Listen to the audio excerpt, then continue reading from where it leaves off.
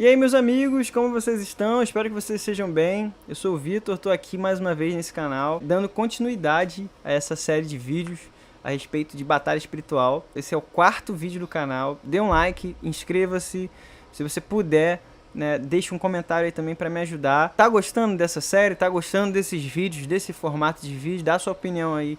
Isso vai me ajudar bastante a entender, né? Todo feedback é muito bem-vindo, né? Então, tanto positivo quanto negativo pra gente melhorar aqui esse canal. Bom, esse canal ele foi literalmente criado com a intenção de compartilhar um pouco daquilo que Deus tem dado a mim e a minha família nesses anos. Então, inscreva-se pra você não perder nada. Bom, no último vídeo eu falei um pouco a respeito de batalha espiritual, a primeira batalha espiritual que começa na mente e que desce pra carne, a atuação de Satanás ao nos atacar e lançar dardos inflamados para que a gente caia em pecado e etc. Hoje eu quero dar continuidade, né, falando um pouco a respeito do inimigo da igreja, um pouco mais sobre a maneira que Satanás age, né, contra a igreja de Jesus e como nós, como igreja de Jesus, precisamos nos posicionar, né, para vencer os ataques de Satanás. Bom, a primeira verdade que a gente precisa lembrar é que Satanás ele é o inimigo da igreja e ele já entendeu que não se pode atacar a igreja de Jesus com explosão, né? Toda perseguição de fora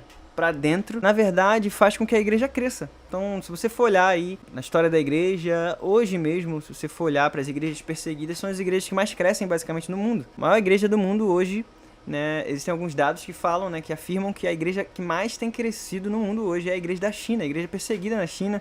A gente pode um dia falar sobre esse assunto especificamente, né? Mas Satanás já entendeu, ele não é bobo, ele entendeu que não é dessa maneira que se ataca a igreja de Jesus.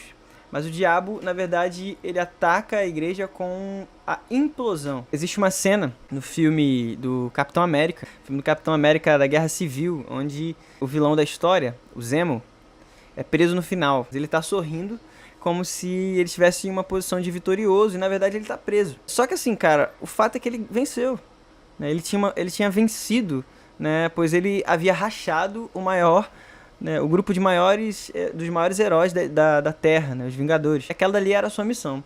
Quando eu vi aquela cena, na hora eu parei e falei, uau, essa é a maneira que Satanás tem atacado a igreja nesses dias, né? Que acaba com uma igreja não é a perseguição, fora pra dentro, mas é o cristão raso que empresta sua alma para Satanás. Crente raso, né? Esses são os piores tipo de pessoas dentro de uma igreja, porque eles são aqueles que aqueles que cedem brechas para que Satanás ataque a noiva de Cristo, né? São estes que emprestam as suas suas emoções frágeis, as suas almas, né, para que Satanás ataque a igreja, né? E eu posso dizer para você que Satanás, como eu falei no último vídeo, o ataque de Satanás ele é muito banhado de sarcasmo. Então, uma das coisas que Satanás precisa para atacar a noiva é um cristão que ainda vive num lugar de orfandade. Então, como nós, como igreja, podemos, né, se posicionar e vencer uma batalha espiritual nesse nível? Efésios 6, a armadura de Deus em Efésios 6, do verso 10 a 18, que diz assim, eu vou ler aqui. Quanto ao mais, sejam fortalecidos no Senhor e na força do seu poder. Vistam-se com toda a armadura de Deus para poderem ficar firmes contra as ciladas do diabo. Que a nossa luta não é contra a sangue e a carne, mas contra os principados e as potestades, contra os dominadores desse mundo tenebroso, contra as forças espirituais do mal nas regiões celestiais. Por isso, peguem toda a armadura de Deus para que vocês possam resistir no dia mal e, depois de terem vencido tudo, permanecer inabaláveis. 14. Portanto, fiquem firmes, cingindo-se com a verdade e vestindo a couraça da justiça. Tenham os pés calçados com a preparação do evangelho da paz, segurando sempre o escudo da fé, com o qual poderão apagar todos os dardos inflamados do maligno. Usem também o capacete da salvação e a espada do Espírito, que é a palavra de Deus. Orem em todo tempo no Espírito, com todo tipo de oração e súplica. E para isso, vigiem com toda perseverança e súplica por todos os santos. Primeira coisa que a gente precisa entender é que a força para permanecer no lugar de convicção está no Senhor e no seu poder. A gente precisa lembrar que aquele texto de Tiago, né? Se submetam a Deus, resistir ao diabo e ele fugirá de vós. A gente sempre foca no resistir ao diabo, mas como é que se resiste ao diabo? se submetendo ao Senhor, se voltando a Deus. Amigo, eu posso te garantir que o diabo não foge de nós, ele foge de Deus. Onde nós vamos encontrar força para permanecer em Deus é nele mesmo. Então por isso que a gente não vê em nenhum momento na história e na Bíblia os apóstolos, os profetas orando, amarrando nenhum diabo, nenhum demônio, sabe? Você nunca vai ver na Bíblia, nunca mesmo, pode procurar, ninguém, nenhum apóstolo, nenhum discípulo de Jesus falando, eu repreendo, eu amarro, nós repreendemos em nome de Jesus o maligno. Não, na verdade é o contrário, eles estão sempre olhando para Jesus, sempre se submetendo ao Senhor. E aí sim, Satanás foge, né? É necessário então estar protegidos com toda a armadura de Deus, para permanecer firmes. A armadura de quem? De Deus, gente. Nossa luta é contra principados, potestades, domínios que habitam nas regiões celestiais, que estão trabalhando para influenciar a mentalidade de uma região inteira. Então, não é... A gente um dia vai ter um vídeo sobre isso. Não é um segredo para ninguém que principados, potestades, né, poderes estão influenciando a mentalidade de regiões. Não é à toa que no Rio de Janeiro a gente tem um tipo de mentalidade diferente de Londres, que é um outro principado, entende? Acho que a gente não precisa falar sobre isso hoje, mas nossa luta é contra esses principados, contra essas potestades, domínios, né, que habitam nas regiões celestiais. É necessário que a verdade que é Cristo seja uma convicção. É por isso que no último vídeo eu falei sobre isso, logo de primeira, né? Convicção. A nossa convicção tem que estar em Jesus, né? Ele é a verdade. Então, é por isso que cingir-se, né, com o cinto da verdade está ligado a não ter uma verdade própria, né? Como se fosse algo relativo. Eu tenho a minha verdade, você tem a sua, então é relativo. Não. A verdade é Cristo. Então nós precisamos, primeiro, ter convicção de quem Jesus é e entender a opinião de Deus sobre todas as coisas. É por isso que Satanás, ele sempre vai atacar as nossas convicções, porque sem o cinto da verdade, a gente já não está protegido. E a verdade, gente, é um judeu de 33 anos e ponto final. Não existe verdade relativa no evangelho, né? A couraça da justiça protege toda a região vital, né? A fé sem frutos da salvação, né? De salvação é uma fé morta. Então, jamais deixe de realizar boas obras no sentido de ter uma vida reta diante de Deus, sabe? Quando a Bíblia fala sobre boas obras, não é sobre o que você faz na igreja, não, cara. É sobre o fruto de salvação que você está respondendo, que você está vivendo. Então, se você mentia, não minta mais. Se você rouba, não roube mais. Se você, sabe...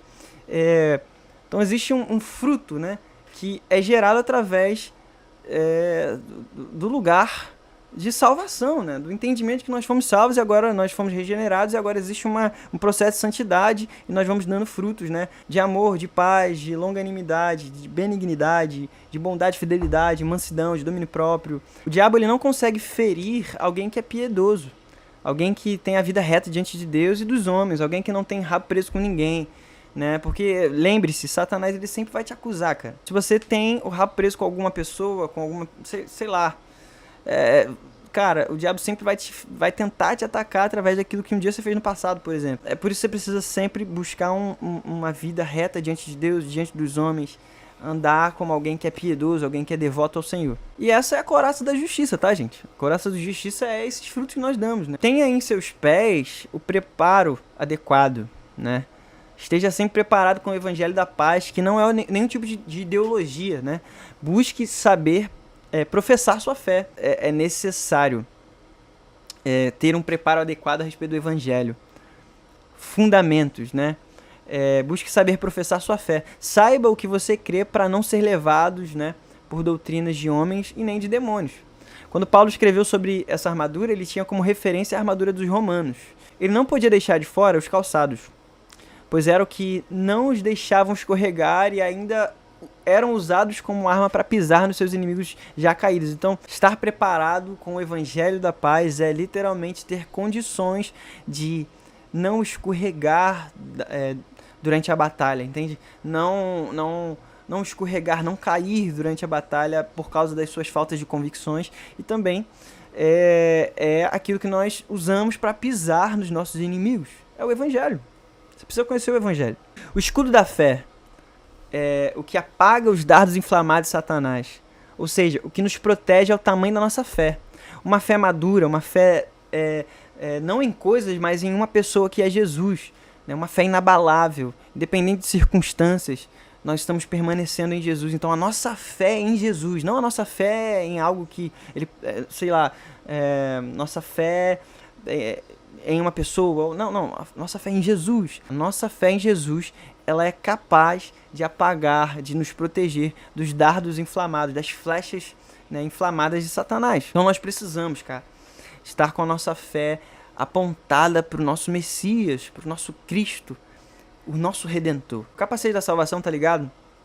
Em ter em nossa mente a convicção da sua salvação, da nossa salvação, né? Satanás não tem poder suficiente contra aqueles que têm certeza da sua salvação. Amigos, você tem certeza da sua salvação? Caraca, isso é muito importante.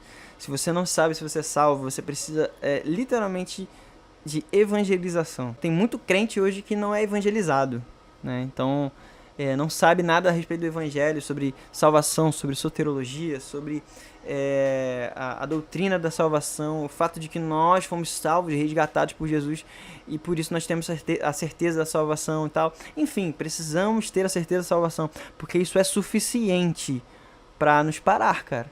Se nós não tivermos, isso é suficiente para parar a gente, para ferrar a nossa vida. E por último, a espada, que é usada para o ataque. O que nos faz entrar como igreja nas regiões celestiais, como quem ataca, né, é a palavra de Deus. Por isso, ao orar, a gente precisa orar as escrituras, né? Vá alguns vídeos atrás e veja isso, lembre-se disso. A gente precisa orar as escrituras, cara. Por isso nós levantamos, né, nós lembramos os decretos do próprio Senhor. Na última parte do texto, a gente vê ainda a importância da oração espiritual, né, em espírito, e da oração corporativa.